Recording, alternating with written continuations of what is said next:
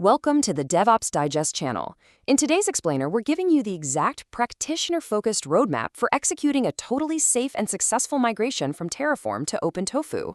We're going to completely bypass the fluff here and get straight into the technical requirements, the potential pitfalls, and the exact steps you need to take to upgrade your infrastructure management. Okay, let's dive right in. So here is our roadmap for today's technical journey. We're covering why switch to OpenTofu, preparing for the migration, the step-by-step migration process, your rollback safety net, and finally, scaling with Spacelift.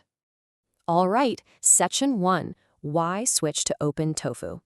Let's take a look at the post-BSL landscape. To really understand where we are right now, we have to look back at the catalyst for this whole shift.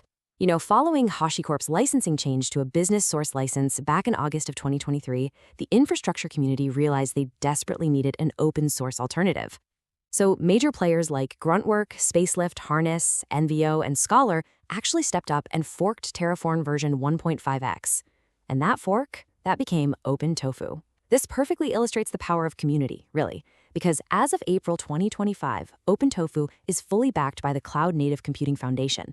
That means no single vendor controls the project. It is truly open. But listen, it's not just about the licensing. It's about massive feature upgrades. It is seriously amazing to see features the community has been begging for over the years finally come to life. For example, version 1.7 introduced state encryption. You can finally stop stressing about database passwords, ARNs, and tokens just sitting completely unprotected in plain text state files. Then, version 1.8 brought early variable evaluation, which lets you use variables in your backend configs for much cleaner multi-environment setups. And version 1.9 added provider iteration with a for-each loop, literally making multi-region infrastructure a total breeze. Now, all of those features sound fantastic, but let's be real. Migrations are usually a complete nightmare, right? Well, that's what's so incredibly reassuring about this whole process.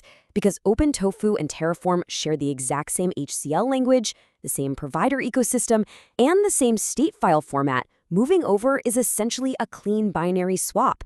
If you're on Terraform 1.5x or earlier, you're practically just swapping the executable you run, right there in your terminal. Okay, moving on to Section 2, Preparing for the Migration.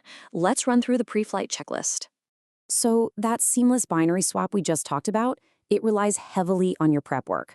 Before you run any new commands whatsoever, you absolutely must ensure your state is clean and completely drift-free. Apply any pending changes so your real-world infrastructure perfectly matches your code. Next up, aggressively back up your state files and commit your code. Then, and this is a big one, you need to audit your codebase. If you have any hard-coded, fully qualified provider names, like registry.terraform.io/hashicorp/AWS, you've got to remove that registry prefix. If you don't, your new Tofu commands are still going to try to pull from the HashiCorp registry instead of the OpenTofu one. Now, you might be wondering, what if we have multiple teams and they're all migrating at entirely different speeds? Well, you can leverage this really clever compatibility trick. If you have a .tf file, you can create a .tofu file right next to it to use OpenTofu's specific features. Terraform is going to completely ignore the .tf file, and OpenTofu will ignore the .tf file if there's a .tofu equivalent sitting there. It's just a fantastic way to safely maintain compatibility across diverse teams using the exact same modules. Section 3, the step-by-step migration. Let's get into the actual execution phase. Phase 1 of the execution is actually pretty straightforward. Once OpenTofu is installed, you just navigate to your directory and run your initialization. But pay really close attention here. You absolutely must run tofu init with the upgrade flag. This tells OpenTofu to download providers and modules from the new OpenTofu registry, rather than just reusing your cached HashiCorp versions. After that, you'll run a tofu plan to catch any unexpected changes, and if the plan looks clean, go ahead and run tofu apply to update your state file to the new ecosystem. All right, let's move into Phase 2, which wraps up the migration. You'll want to verify your resource tracking by running tofu state list. Then make a tiny, low-risk change, maybe just update a simple resource tag, just to prove to yourself that OpenTofu can successfully write to your cloud provider. Once you've confirmed that, you can update your CI/CD pipelines, swapping out those Terraform commands for Tofu. Finally, clean up your directories. But again, a quick word of caution. While you should definitely delete the old .terraform directory, you must keep the .terraform.locked.hcl file. OpenTofu uses it in the exact same way Terraform did. Section 4. your rollback safety net. Here is how you revert to Terraform. So what if something breaks during the process? Well, rolling back is incredibly simple, provided you followed our pre-flight checklist. You simply undo any code modifications you made during the migration, restore your pre-migration state snapshot from your remote backend, and then reinitialize Terraform using Terraform init. Run a plan, apply a small test change, and boom, you are right back exactly where you started.